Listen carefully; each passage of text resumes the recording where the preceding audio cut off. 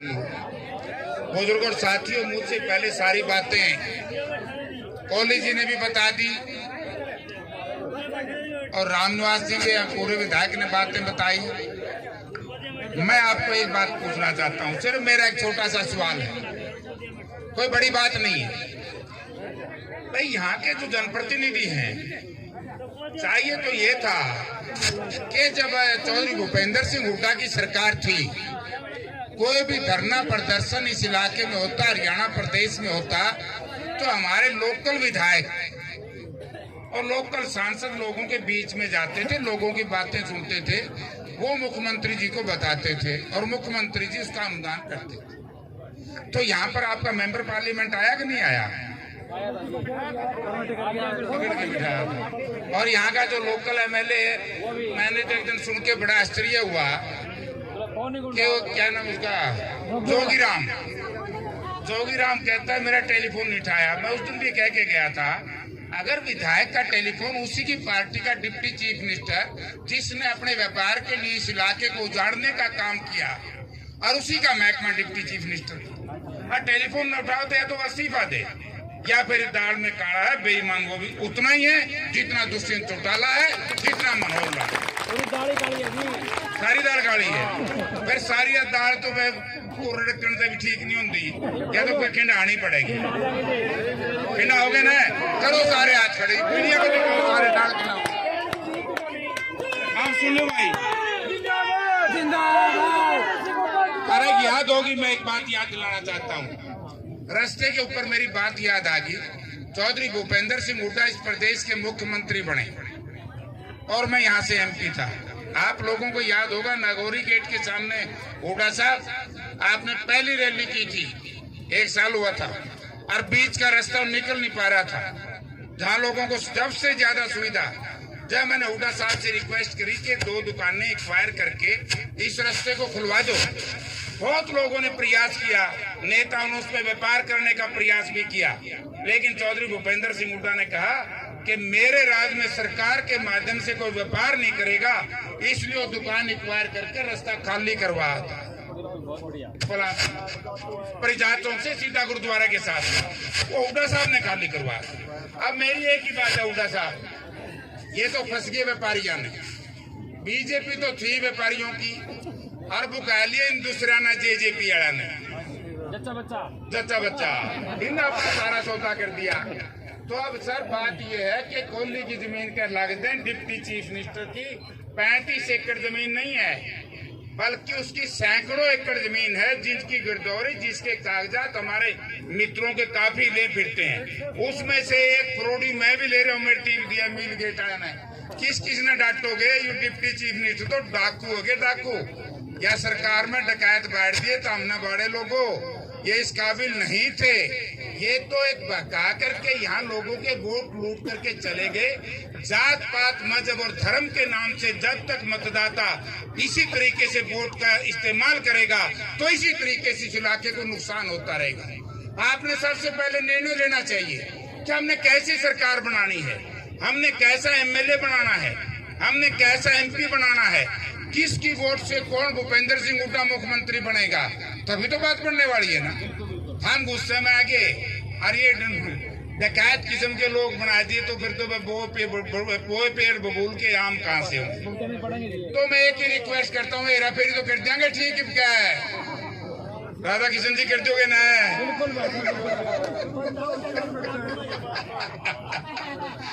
मैं तो एक बात कहता हूँ, मैं हुड्डा साहब से एक रिक्वेस्ट करूंगा, क्योंकि इस इलाके ने मेरा व्यक्तिगत तौर से पार्टी के हिसाब से भी, क्योंकि मैं तो दूसरी पार्टी में गया था, हमने एमपी पक्का बनाया, पार्टी पुर्टी का फ्रेज उस वक्त था नहीं, लेकिन ये मैंने फ्रेज रख लिया, क्योंकि इंडिपेंडेंट जी के पास से भी मैं हुड्डा साहब के साथ रहा, कांग्रेस के साथ मैं जब भी नहीं रहा। अब मेरी रिक्वेस्ट सर आपसे ये है, इसको मैंने बहुत माइनॉरिटी देखा है। जब मैं इंडिपेंडेंट एमएलए था, आप लोगों को याद होगी, कमल गुप्ता ने असेंबली में कहा कि मैं धन्यवाद करता हूं मुख्यमंत्री का, ये तो बेर भी अंगूर कह के बेचे अपने इलाके में। बोला जी आपने इंटरनेशनल एयरपोर्ट बना दिया। मैंने कहा गुप्ता जी, मैं भी वहां 3 बार एमपी रहा हूं, इस इलाके से 2 बार हम एमएलए रहे 10 साल। डोमेस्टिक एयरपोर्ट है नहीं, इंटरनेशनल कहां से बना दिया? आप क्यों बका रहे हो सदन को? तो एक तो बात ये है कि ये इंटरनेशनल एयरपोर्ट बन ही नहीं सकता। ये तो आप लोगों की बेशकीमती जमीन कोड़ियों के भाव खरीद के व्यापार कर गए बेच के पार। इस सारी व्यवस्था के लिए एक तो मैं आज आपको आश्वासन दिलवा के जाता हूँ, हुड्डा साहब तो बड़े नेता, इनकी तो जिम्मेवारी है सारे प्रदेश की। मुझे ऐसा लग रहा है कि लगाओगे, आप लाओगे ना इनकी जिम्मेवारी पूरा प्रदेश की। देखिए काजा को ठगी करना चाहिए तो उसकी मानियो ना, बहुत को आनावेंगे। तो दूसरा ये है, अच्छा कुछ के बता दोगे फिर ठीक। दूसरा भाई ये है, मैं एक डिमांड रखता हूँ और आप भी शायद उसको मानोगे। सर ना नया रास्ता ना पुराना, जैसे आपने वहाँ परिजा चौक पे दे दिया था, अगर ये इंटरनेशनल एयरपोर्ट ये सरकार बना दे तो बेशक हमें इधर का रास्ता दे देना। अगर ये रवे फ्लाइंग क्लब, फिर हमारा पुराना रास्ता खोल दिया, अपने क्यों ब्रांड करो, हमारा आपने जबरदस्त किया था। बल्कि इनके खिलाफ अगर आपने हमारी सरकार बना दी, मैं पर्चा दर्ज कराऊंगा। आपराधिक मामला दर्ज होता है, इनकी वजह से ही पोस्टर जेल उखाड़नी पड़ी, इनकी वजह से लाला लाजपत राय यूनिवर्सिटी को बाहर ले जाना पड़ा, इनकी वजह से पुलिस लाइन को उखाड़ना पड़ा।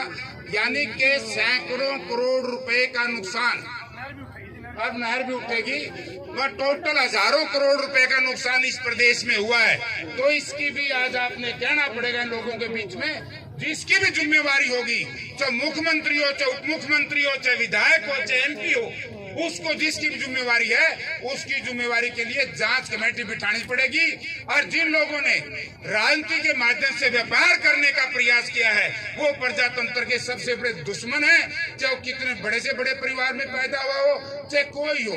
बड़े परिवार में तो कई बार नालायक रकम में पैदा हो जाए, ठेकेदारी है कि उनका डंगा ढोण की जो गरीब हम फजरे हो। तो इसलिए साथियों, मैं तो हुड्डा साहब से एक ही निवेदन करूंगा कि जिस तरीके से कोहली साहब कह रहे थे, भाई हिसार के लिए देन में तो के कसर छोटी है, जिस बाईपास पे बैठे ये भी इनकी देन है। आपके साथ से जो जा रहा था जहां ये मिलता है वो भी हुड्डा साहब की देन है। और एक बाईपास और बढ़ना है जो खरड़ के साथ से आएगा, वो भी हुड्डा साहब की देन है। Hansi railway line, Hansi Rohtak railway line जुड़वाई थी, ये बात अलग है कि बटे रेल चालन को दे उड़ाया आके चला होगा, हम तो चालन ध्यान नहीं। तो इसलिए बहुत से काम है। हिसार शहर को काउंटर मैग्नेट टाउन किसने बनाया? हिसार शहर में दो यूनिवर्सिटी, एक कंप्लीट लाला लाजपत राय यूनिवर्सिटी और दूसरी जीजेयू।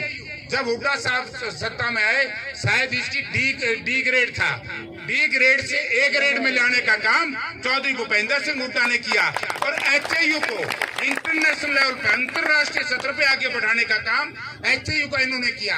तो एक ऐसा शहर हरियाणा प्रदेश में जिसमें 3 यूनिवर्सिटी हैं। हरियाणा में किसी एक प्रदेश शहर में 3 सरकारी यूनिवर्सिटियों जो लोगों बता दो। उसके बावजूद भी मुझे तकलीफ जब आई, जब आपने चौधरी भूपेंद्र सिंह हुड्डा से उतारे उम्मीदवार जो मैदान में इन्होंने उतारे, उनको हरवाने का काम किया। और उनमें कुछ लोग ऐसे भी आए बीच में जिन्होंने अच्छे उम्मीदवारों को भगाने का काम किया। तो इसलिए ये सारी बातें आपने के विचार करके, और मैं ऐसे करी चल जावा नहीं, जब भी घर सरपंच सलाह करो ना, बोले मैं ऐसे लियानी नहीं देखेंगे कौन सा जो की है, किसी माँ की सीटी, नानी की सीटी। आलू खरीदन भी तो हमें 1 घंटा लाए दो, काना तो नहीं, लंगड़ा तो नहीं, लुल्ला तो नहीं। अब वोट देंगे उन्हें मेरे बेटे देर लाई तो हमने हमारी छुट्टी करती, इन्हें तारी छुट्टी करती, फिर ज्यादा धक्के खाते। तो भाई इसके तोड़ दोगे ना।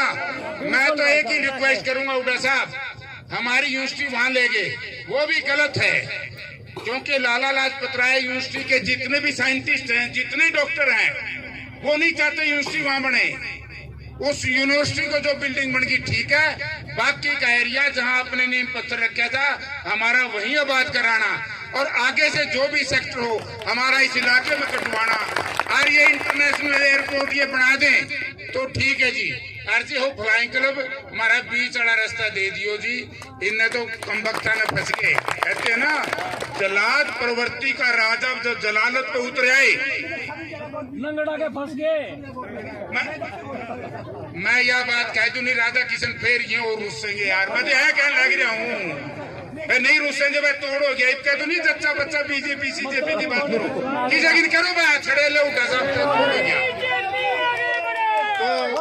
मैं यही एक रिक्वेस्ट करूंगा, हुड्डा साहब 10 महीने तो काट लेंगे, लेकिन 14वें महीना पाछे जब आप आओ, जैसे आपने रेल बनाई, जैसे आपने एक्सप्रेस हाईवे बनाई शहर में, जैसे आपने यूनिवर्सिटियां बनाई, जैसे आपने काउंटर मैग्नेट टाउन बनाया शहर को, ऐसे ही हमारे इस इलाके को सड़क दे दियो, आपकी बड़ी मेहरबानी होगी। और अब ये इलाका आपकी सरकार बना करके इस सांस लेगा। आपका बहुत बहुत धन्यवाद।